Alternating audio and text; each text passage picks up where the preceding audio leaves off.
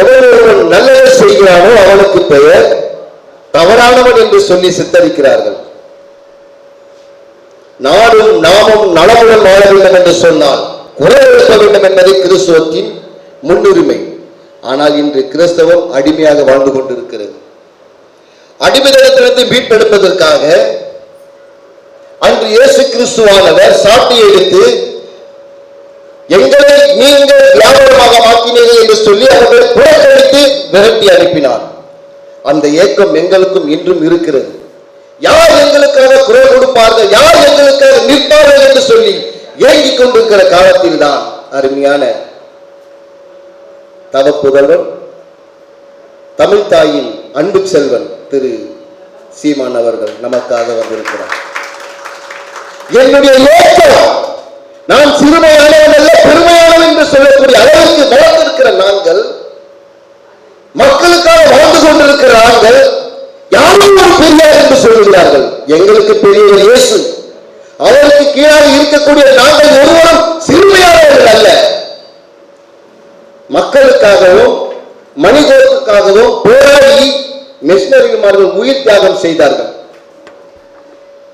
வயதான காலத்தில் கூட பெண் துறை தேடினவர்கள் எங்களுக்கு சுதந்திரம் வாங்கி கொடுத்தார்களாம். என்ன ஒரு கேவலமான ஒரு காரியம். ஒருவர் சொல்லுகிறார், மாடுகளுக்கு மாநாடு நடத்துகிறார், கேலியாக இருக்கிறது என்று சொல்லி. அடிமையாளத்தின், அதாவது அடிமை என்று சொல்லக்கூடிய அடிமையின் ஆளுநராக இருக்கக்கூடிய அவர்களுக்கு அடிமையாக இருக்கிற பள்ளிகள் சொல்லுகிற வார்த்தை தான். தம்பிங்களா, நான் சொல்றேன், ஆடு மாடுகளுடைய வார்த்தைகளை யாராவது கேட்டு இருக்கீங்க? சின்ன குழந்தைகள் அழகா பழகிட்டு இருக்குங்க. மண்ணுக்காகவும் மக்களுக்காகவும் மாணவர்களுக்காகவும் குரல் கொடுக்கிற ஒரு சீமான் இருக்கிறபடினால்தான் அன்பும் அந்த மாநாட்டுக்கு நிற்கிறது. ஆனால் மாணவருக்கு தமிழர்கள் நாம் தூரம் நின்று வேடிக்கை பார்த்து கொண்டிருக்கிறோம், வீணாக சிரித்துக் கொண்டிருக்கிறோம். மக்களுக்காக பேசக்கூடியவர்களை பார்த்து கேலியாக பேசிக் கொண்டிருக்கிறார்கள். கலைஞர் வந்தா சீமான் போயிடுவார், அடுத்து அதிமுக ஆட்சி வந்தா சீமான் போயிடுவார், இந்த சின்னமலை அண்ணாமலை வந்தா சீமான் போயிடுவார், கமல் வந்தா சீமான் போயிடுவார், இப்ப விஜய் வந்தா சீமான் போயிடுவார். எல்லா திராவிட குப்பைகளும் எரித்து இருக்கிற காட்டு தீ என்பதை சீமான் என்பது ஒன்றும் அறியவில்லை. எல்லா குப்பைகளும் அழிச்சுட்டு தான் அவங்க போவார். நிச்சயமா உண்மைதானே? சொல்லுங்களேன். உப்பு ஊதுற அளவுக்கு ஒரு தீக்குச்சி கிடையாது. ஊதி அணைக்கிறதுக்கு சீமான் என்கிற காட்டு தீ தீக்குச்சி கிடையாது. எல்லா குப்பைகளையும் அழித்து விட்டு ஓடுவார். அதுக்கு கிறிஸ்துவ மக்கள் நிச்சயமாகவே குரல் கொடுப்பார்கள்.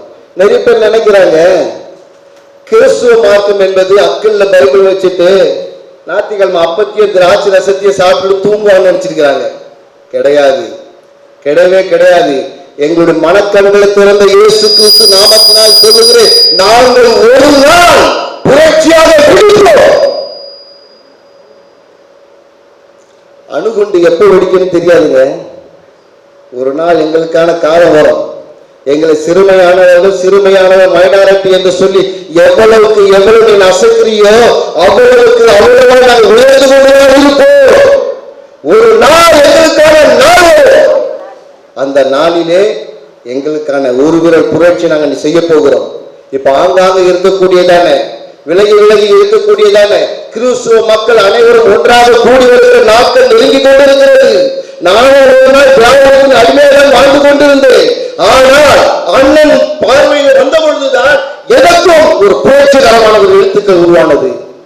மறுபடி திரும்பி வந்தேன், பார்த்தேன், நல்ல ஒரு மனிதனுக்கு பின்பாக நான் செல்வதை என்னாலுமே நான் நிற்பேன் என்று சொல்லி உறுதியாக நின்று கொண்டிருக்கிறேன்.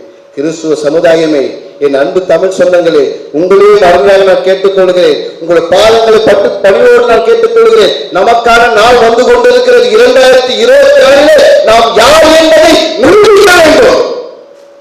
அன்னைக்கு ஒரு அம்மா சொன்னாங்க, செய்வீங்களான்னு சொல்லிட்டு. இப்ப நான் உங்களை பார்த்து செய்யறேன், நீங்களும் செய்வீங்களா? சொல்லுங்க. நாம் எதற்காக வந்திருக்கிறோம், ஏன் வந்திருக்கிறோம் என்கிற கேள்விக்குறியாகவே இருந்து கொண்டிருக்கிறது. ஒரே ஒரு விண்ணப்பத்தை வைக்கிறேன். 26 எங்களுடைய சுவிசேஷமானது பரவ காரணமே அன்று சீசர்கள் வந்து இந்தியாவுக்கு வந்து சுவிசேஷத்தை பரப்பினார்கள். வீடுகள் தோறும், இல்லங்கள் தோறும், எல்லோரும் பார்க்கிற எல்லோரும் சுவிசேஷத்தை அறிவிப்பதற்கு கடமை இருக்கிறது. அதே போல நமக்கான உரிமைகளை பெற்றெடுக்க வேண்டும் என்று சொன்னார். அக்கம் பக்கத்தில் இருக்கிற ஒவ்வொரு உறவுகளுக்கும் நாம் தமிழர் என்று சொல்லி அவர்கள் ஓட்டு அறிவிக்க வேண்டும். செய்வீங்களா? அமைதியா இருக்கிறோமே.